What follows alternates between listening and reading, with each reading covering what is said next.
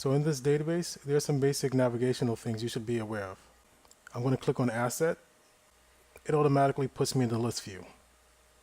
If I'd like to go to Details, I press the Details button. Below Details are the record navigation. Go to Next Record. Go to Previous Record. If I wanted to create a new asset, if I want to find an asset, I'll select the name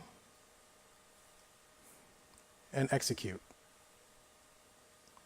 And I found one record of 23 records. If I want to duplicate this asset, if I want to delete the asset, if I'd like to print it, omit this record, show omitted, or show all records. This bar is a common theme across all layouts. What you also have is the page navigation.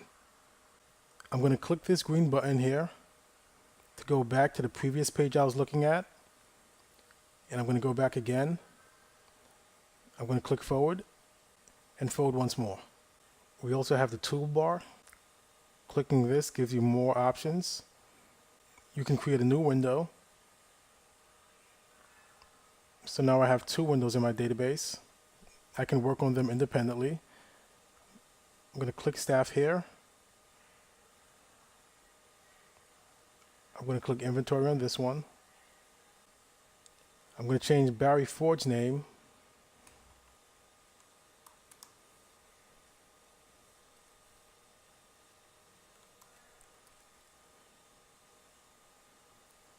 and it automatically changes throughout the database. I'll close that window and I'm going to click on Help. The help gives you basic information of what the buttons are. There's also an About page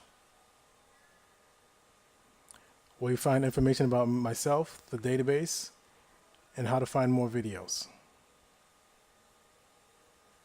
On this page, you'll also see a search bar. I'm going to type in the serial number, S1AB, and this will take me to the records that have that search criteria.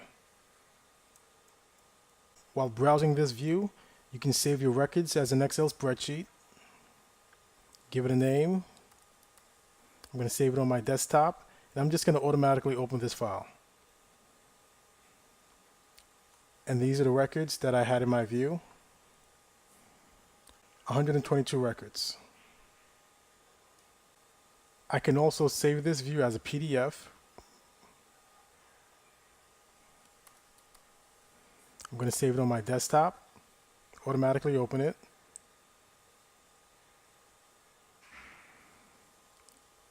And these are the records that we had in our view.